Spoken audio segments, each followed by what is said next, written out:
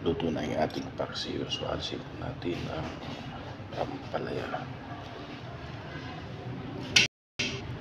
para hindi ma-overcook.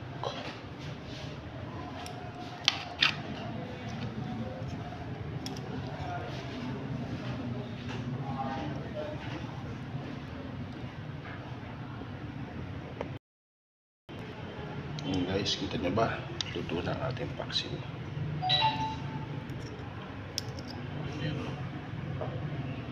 Ayan, malapit na rin maluto yung ulam, ay yung kanin.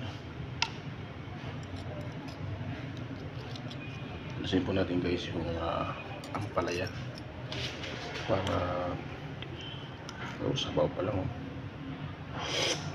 Wow, mama, ang sarap.